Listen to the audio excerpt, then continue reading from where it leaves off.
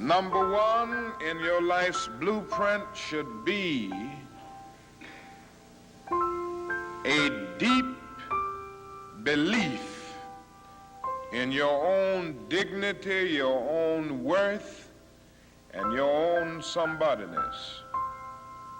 Don't allow anybody to make you feel that you are nobody. Always feel that you count. Always feel that you have worth. And always feel that your life has ultimate significance. Finding your purpose isn't enough. The challenge for our generation is to create a world where everyone has a sense of purpose. The idea of a single eureka moment is a dangerous lie. It makes us feel inadequate because we feel like we haven't had ours yet. And it prevents people with seeds of good ideas from ever getting started in the first place. As Prime Minister Pierre Trudeau once said, a country, after all, is not something you build as the pharaohs build the pyramids and then leave standing there to defy eternity. A country is something that is built every day out of certain basic shared values. Ask not what America will do for you, but what together we can do for the freedom of man. Ask not what your country can do for you, ask what you can do for your country. Not because we didn't care, but because we didn't know what to do. If we had known how to help, we would have acted. The barrier to change is not too little caring. It is too much complexity. To turn caring into action, we need to see a problem, see a solution, and see the impact. But complexity blocks all three steps. Left school in the 3rd grade to help out on the family farm, but just because he left school doesn't mean his education stopped. Mark Twain once said, "I've never allowed my schooling to get in the way of my education." My father taught himself how to read, taught himself how to write, decided in the midst of Jim Crowism, as America was breathing the last gasp of the Civil War, my father decided he was going to stand and be a man. Not a black man, not a brown man, not a white man, but a man. He literally challenged himself to be the best that he could all the days of his life. A country mother quoting Henry Ford, saying, "If you think you can or if you think you can't, you're right." Michelangelo saying to us, "Boys, I won't have a problem if you aim high and miss, but I'm going to have a real issue if you aim low and hit." If you live each day as if it was your last, someday you'll most certainly be right. You must have, as a basic principle, the determination to achieve excellence in your various fields of endeavor. You've got to find what you love, and that is as true for work as it is for your lovers.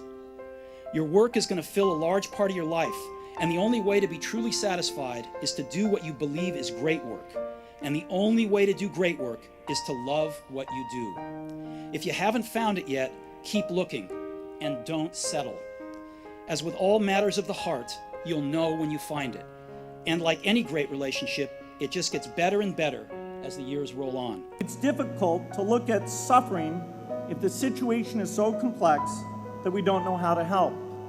And so we look away. If we can really see a problem, which is the first step, we come to the second step. Cutting through the complexity to find a solution. Finding solutions is essential if we want to make the most of our caring. What you do now and what you decide now at this age may well determine which way your life shall go. For anybody who changes his principles depending on whom he is dealing, that is not a man who can lead a nation. I must be measured by my soul. The mind is the standard of the man. freedom and the dignity of the individual have been more available and assured here than in any other place on earth. The price for this freedom at times has been high, but we have never been unwilling to pay that price. So you have to trust that the dots will somehow connect in your future. You have to trust in something, your gut, destiny, life, karma, whatever. Because believing that the dots will connect down the road will give you the confidence to follow your heart, even when it leads you off the well-worn path. And that will make all the difference. Past 33 years, I've looked in the mirror every morning and asked myself, if today were the last day of my life, would I want to do what I am about to do today? And whenever the answer has been no for too many days in a row, I know I need to change something. Remembering that I'll be dead soon is the most important tool I've ever encountered to help me make the big choices in life. So keep looking, don't settle. Life is not really long. Let's say the average person 30 years old. About 9 years of sleeping, television, movies, entertainment, about 3 years of entertainment. Out of 30 years, I might have about 16 years to be productive. So it's how we can all break individual lives down. What am I going to do in the next 16 years? What's the best thing I can do? I have a dream. My 4 little children will one day live in a nation where they will not be judged by the color of their skin, but by the content of their character. I have a dream today. Nothing mattered but your will to succeed, not your color, not your ethnic background, not your education, not your social status. Our young people, the students and others, could study the problems of our people for a period of time and then come up with a new analysis and give us some new ideas and some new suggestions as to how to approach a problem that too many other people had been playing around with for too long. If you make your bed every morning, you will have accomplished the first task of the day. It will give you a small sense of pride, and it will encourage you to do another task, and another, and another. And by the end of the day, that one task completed will have turned into many tasks completed. Making your bed will also reinforce the fact that the little things in life matter. If you can't do the little things right, you'll never be able to do the big things right. And if by chance you have a miserable day, you will come home to a bed that is made,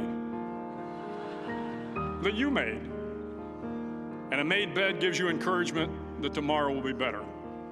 So if you want to change the world, start off by making your bed. You can't change the world alone. You will need some help. And to truly get from your starting point to your destination takes friends, colleagues, the goodwill of strangers, and a strong coxswain to guide you. If you want to change the world, find someone to help you paddle. You will fail. You will likely fail often. It will be painful. It will be discouraging. At times, it will test you to your very core. You can't just keep doing the same old thing you were doing before. You have to take your skills and attack the new frontiers. You've got to enjoy what you do every day. And for me, that's working with very smart people. It's working on new problems. You know, every time we think, hey, we've had a little bit of success, we're pretty careful not to dwell on it too much because the bar gets raised. Ego is the anesthesia that deadens the pain of stupidity. Pride is the burden of a foolish person. John Wooden coached basketball at UCLA for a living, but his calling was to impact people. And with all those national championships, guess what he was found doing in the middle of the week? Going into the cupboard, grabbing a broom, and sweeping his own gym floor. You want to make an impact? Find your broom. Every day of your life, you find your broom.